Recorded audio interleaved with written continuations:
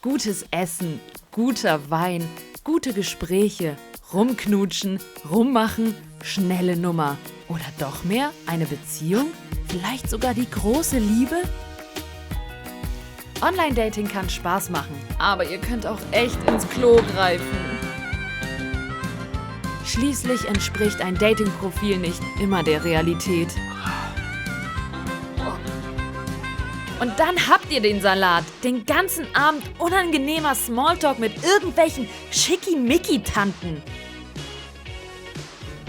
Nervige Macho-Typen, die sich einfach für die Geilsten halten.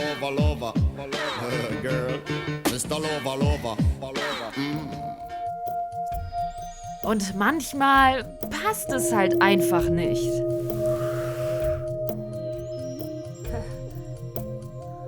Wie habe ich Erfolg beim Online-Dating? Ich habe selbst auch eine Zeit lang Dating-Apps benutzt, auch wenn ich das mittlerweile ziemlich oberflächlich finde. Ich hatte auch 2 Dates mit Typen, die ich online kennengelernt habe. Größter Reinfall meines Lebens. Aber wie war das? Man soll viele Frösche küssen, um den richtigen Prinz zu finden? Und deshalb finde ich Online-Dating an sich gar nicht mal so schlecht und da bin ich auch nicht die Einzige. Dating-Apps, Websites und Plattformen sind beliebt. Vor allem bei unserer Generation. Im Schnitt nutzen mehr Männer diese Dienste. Das heißt natürlich auch mehr Auswahl für die Frauen. Oder alle, die eben auf der Männersuche sind. Von der großen Liebe bis zu einer guten Freundschaft. Es wird wie wild gesucht. Aber Achtung, jeder Dritte ist nur auf der Suche nach einer Bettgeschichte. Ihr merkt schon, je nachdem, was ihr sucht, solltet ihr die richtige App oder Plattform auswählen. Also Tinder ist die größte standortbasierte Dating-App. Man kriegt praktisch einen Fotostapel und kann dann nach links oder rechts wischen, je nachdem, ob einem eine Person gefällt.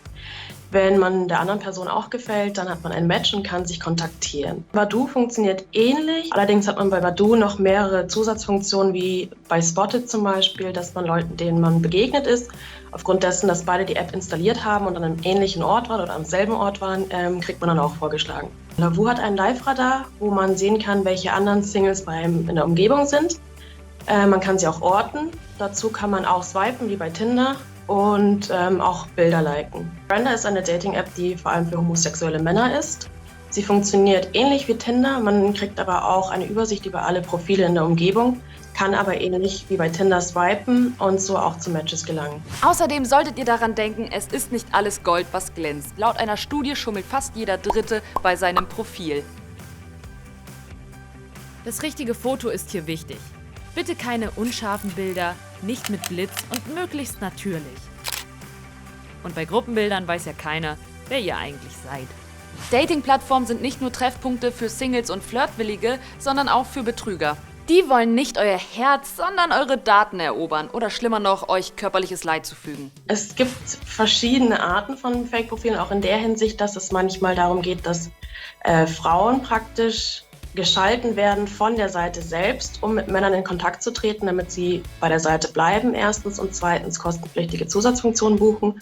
Und dann gibt es auch noch Fake-Profile, das ist eigentlich wahrscheinlicher von Leuten, die Bilder von wem anders nehmen, in der Hoffnung, dass sie dann Liebe und Bestätigung finden, aber eigentlich eine ganz andere Person dahinter steckt. Bei Dating-Apps ist es so, dass man, wenn man einen Link geschickt kriegt, komm und wir schreiben auf einer anderen Seite, dann kann man gleich davon ausgehen, okay, da stimmt was nicht. Auch wenn die Bilder sehr stark verpixelt sind, kann man sich vorstellen, okay, die wurden irgendwo abgespeichert. Was wir jedem empfehlen würden, der sich unsicher ist, aber ein Fake-Profil gerade einem Fake-Profil begegnet ist, einfach das Bild mal abspeichern, bei der Google-Bildersuche hochladen und dann sieht man gleich, ob das Bild irgendwie aus dem Internet kopiert ist oder ein echtes Bild ist. Nehmt euch vor allem vor Bots in Acht, denn häufig schicken sie euch Links oder Einladungen zu Online-Spielen. Wenn ihr diese annehmt, kann zum Beispiel Schadsoftware runtergeladen werden. Klickt also nicht einfach auf irgendwelche Links. Achtet darauf, was ihr in euren Profilen wirklich von euch preisgeben wollt. Gebt Kontaktinfos wie Handynummer, Adresse oder E-Mail nicht voreilig an fremde Menschen. Mal ganz ehrlich, die erste Nachricht ist die schwierigste. Wie erregt man das Interesse der anderen Person? Zumindest nicht mit einem Na oder was geht. Erste Regel, seid ihr selbst und verstellt euch nicht. Seid selbstbewusst, kreativ, freundlich und humorvoll. Hauptsache kein Einheitsbrei. Bezieht euch auf die Person, der ihr schreibt, also auf das Profilbild oder den Profiltext. Das zeigt, dass ihr euch mit der Person auseinandergesetzt habt. Mit Alleinstellungsmerkmalen könnt ihr auch punkten. Oder stellt Fragen. Und übertreibt es nicht mit Emojis, denn das kann schnell auch kindisch wirken. Es geht ja schließlich ums Daten und nicht ums Babysitten. Und achtet verdammt nochmal auf eure Rechtschreibung. Es gibt etliche Möglichkeiten und keine funktioniert immer. Aber fast alles ist besser als ein Hi, na, öfter hier?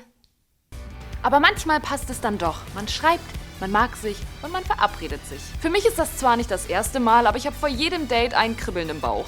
Man weiß ja nie, wer da einem gegenüber sitzen wird. Und deshalb habe ich ein paar Tipps für euch, wie ihr sicher offline daten könnt. Sagt einer Person eures Vertrauens, wohin ihr geht und wann ihr zurückkommen wollt. Dem besten Freund oder der besten Freundin erzählt man doch sowieso alles. Ich wollte dir auf jeden Fall sagen, dass wir uns in dem Happy Hour, ja genau, diese Bar da. Ja, kennst du die? Vereinbart am besten, dass ihr euch nach dem Date meldet. Ja, sagen wir mal 9. Wenn ich mich bis 9 nicht melde, dann rufen wir an. Dann denken wir uns irgendwas aus und dann hau ich da ab oder so. Nehmt euer Handy mit, damit ihr im Zweifel oder Notfall jemanden anrufen könnt. Und seid bitte nicht so naiv und ladet euer Date zum ersten Treffen zu euch nach Hause ein.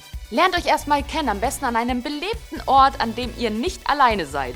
Trefft euch am besten direkt dort und nicht zu Hause oder vor der Arbeitsstelle. Man spricht zwar vom Mut antrinken, aber besoffen auf dem ersten Date zu sein, ist vielleicht auch nicht das Allerbeste. Ihr kennt die andere Person und ihre Absichten ja noch gar nicht. Überlegt also, ob es wirklich der Long Island Iced Tea sein muss oder ob es auch ein bisschen weniger sein darf. Ich werde sonst vergewaltigt. Und lasst eure Getränke und eure persönlichen Gegenstände nie unbeaufsichtigt. Stichwort K.O.-Tropfen. Würdet ihr im Club ja auch nicht machen, oder?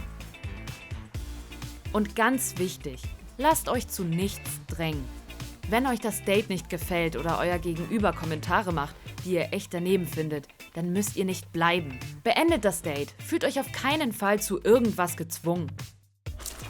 Okay, zugegeben, ihr müsst nicht so eine Szene machen wie ich. Aber ich stehe halt manchmal auf Drama. Manche Dates laufen super mit Kribbeln und allem und manche Dates laufen halt mies. So ist das nun mal. Aber ganz, ganz wichtig, und schreibt euch das auf, fühlt euch zu nichts gezwungen. Ihr müsst euch nichts gefallen lassen und zu nichts drängen lassen. Macht eure Grenzen klar und wenn ihr euch unwohl fühlt, steht auf und geht. Was viele übrigens nicht wissen, wenn euer Chatpartner euch ungefragt Bilder von seinem besten Stück, also Dickpics, schickt, dann müsst ihr euch das nicht gefallen lassen. Tatsächlich verstößt der Absender damit gegen das Gesetz. Im Strafgesetzbuch steht, wer pornografische Schriften an einen anderen gelangen lässt, ohne von diesem hierzu aufgefordert zu sein, wird mit Freiheitsstrafe bis zu 1 Jahr oder mit Geldstrafe bestraft. Also, pants stay on. Auch wenn es viele nicht machen, ihr könnt es zur Anzeige bringen. Dafür braucht ihr nur das Bild und den Chatverlauf. Aber jetzt mal Buddha bei die verliebten Fische. Wie hoch sind die Erfolgschancen beim Online-Dating? Eine Umfrage aus dem Jahr 2016 ergab, dass sich 26% aller User regelmäßig mit Personen treffen, die sie online kennengelernt haben. 42% haben sich schon mal über ein Datingportal verliebt und 40% sind sogar schon eine ernsthafte Beziehung mit einer Online-Bekanntschaft eingegangen. Und dabei ist Liebe sowas Schönes, Zweisamkeit, Herzklopfen und Romantik. Ganz ehrlich, Leute, macht euch nicht verrückt.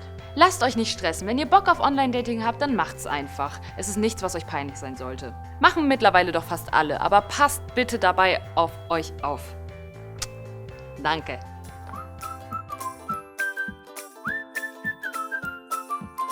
Wie sieht's denn bei euch aus? Habt ihr schon mal Online-Dating ausprobiert? Und wenn ja, habt ihr eine crazy, krasse Story? Ab damit in die Kommentare. Wir freuen uns sehr über einen Daumen nach oben für das Video und auch, wenn ihr uns ein Abo dalasst. Und schaut auch mal auf Instagram vorbei. Und checkt auf jeden Fall das empfohlene Funkformat in der Videobeschreibung aus. Wir freuen uns drauf. Ja, und was macht ihr jetzt noch so nach dem Dreh jetzt? Schlafen, also ich bin ganz müde. Oh, das war echt so ein Hammer. Ja, aber habt ihr vielleicht Lust, was mit mir zu unternehmen? Also, Ich habe so viel vor, also Julian, Termine. nächstes Mal vielleicht. nee, ist auch schon gut, will ich gar nicht. Er sollte mal Online-Dating ausprobieren.